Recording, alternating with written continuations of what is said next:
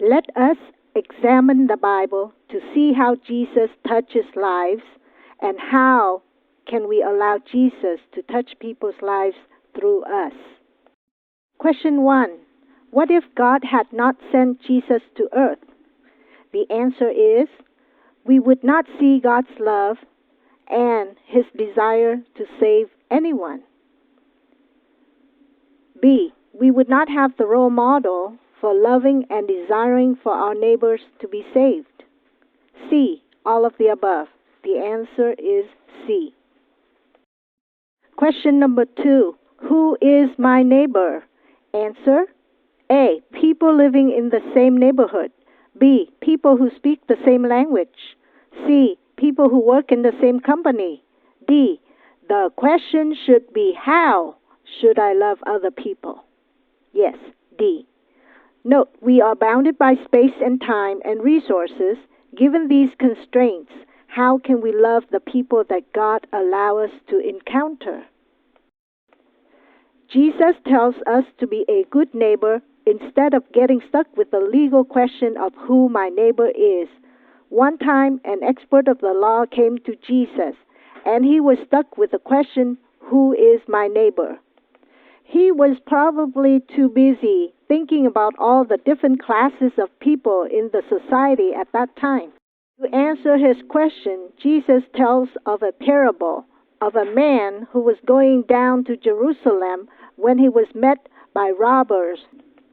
The robbers beat him up and left him half dead. There was a priest who passed by but ignored. There was also a Levite that ignored. But when the Samaritan came, he took pity on him and went to help him, bandage his wound, and pour oil on him. He even took him to a hotel.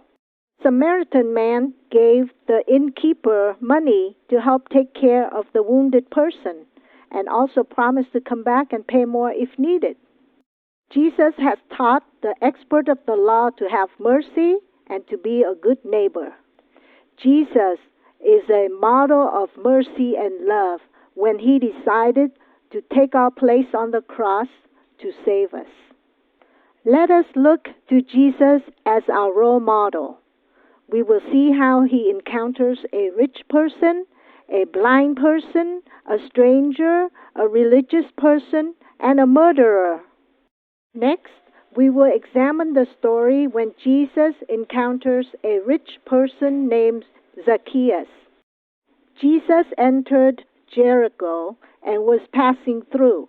A man was there by the name of Zacchaeus. He was a chief tax collector and was wealthy. He wanted to see who Jesus was, but because he was short, he could not see over the crowd. So he ran ahead and climbed a sycamore fig tree to see him, since Jesus was coming that way. When Jesus reached the spot, he looked up and said to him, "Zacchaeus, come down immediately. I must stay at your house today." So he came down at once and welcomed him gladly. All the people saw this and began to mutter, "He has gone to be the guest of a sinner." But Zacchaeus stood up and said to the Lord, "Look, Lord, here and now I give half of my possessions to the poor, and if I have cheated anybody out of anything, I will pay back 4 times the amount." Jesus said to him, "Today salvation has come to this house, because this man too is a son of Abraham. For the Son of Man came to seek and to save the lost." We learn that Jesus seeks and saves sinners regardless of socio-economic status. Also, salvation is worth much more than any worldly riches. Next, we'll see what happens when Jesus encounters a blind person. There was a man blind from birth. The disciples were stuck on the question of who caused him to be blind. Jesus wants to show his light through this blind man. Jesus made some mud with his saliva and put it on the man's eye. "Go," he told him, "wash in the pool of Siloam." So the man went and washed and came home seeing. His neighbors and those who had formerly seen him begged asked, "Isn't this the same man who sit and beg?" The religious leaders who were jealous of Jesus gave the healed man and his parents a hard time. The man who was saved from his blindness was also saved from fear. He was not afraid to testify in front of the religious leaders that the man they called Jesus made some mud and put on my eyes. He told me to go to Siloam and wash, so I went and washed, and then I could see. So he must be from God. "How dare you lecture us?" So they threw him out. Jesus heard that they had thrown him out, and when he found him, he said, "Do you believe in the Son of Man?"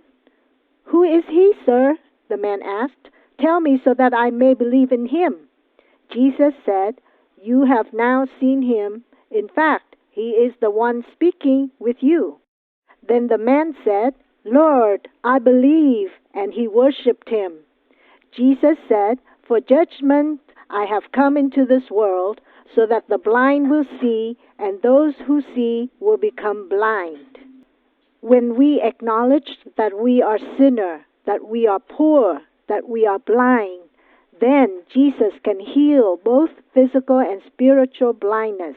There are so many evidence that show Jesus is the Son of God, the light of the world. Not being able to see that is the proof that one is still blind.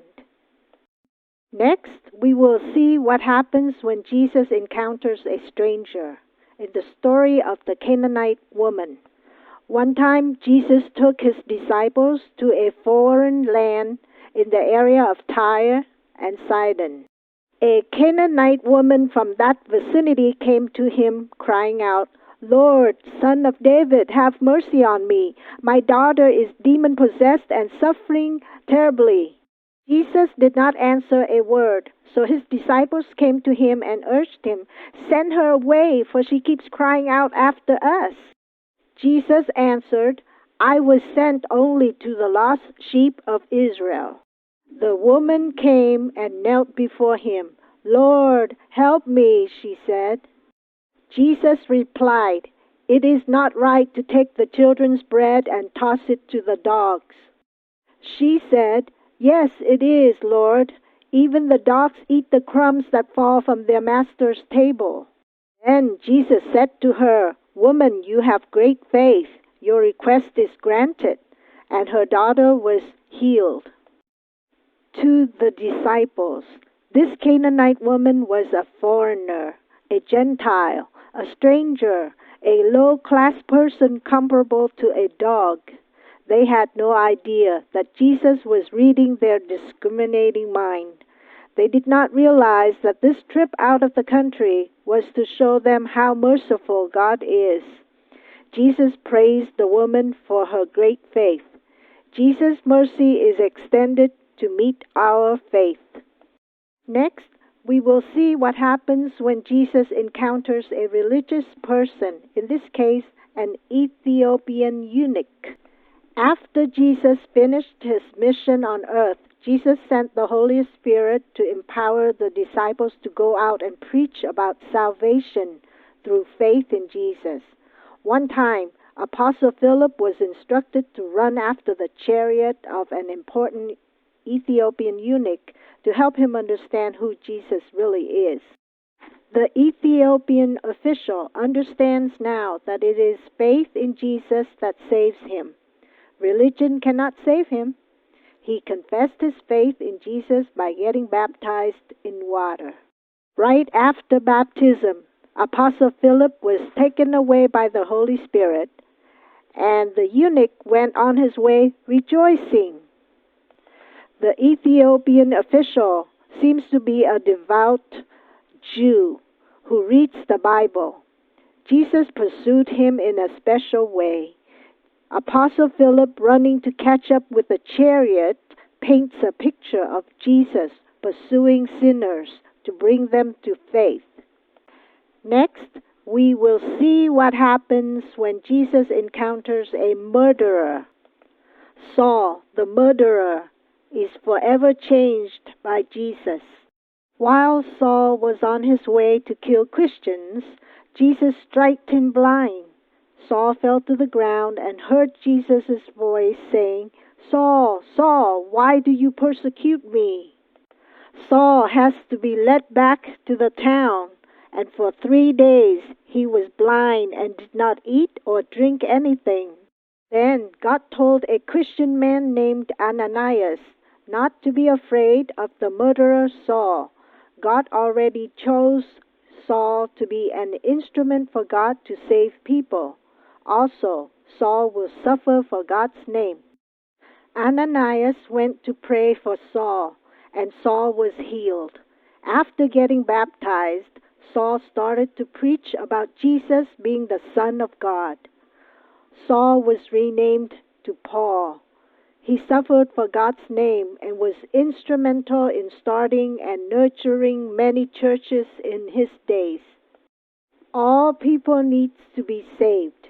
God's divine providence transcends our situations and limitations. Jesus touches our lives and wants us to work with Him to touch other people's lives.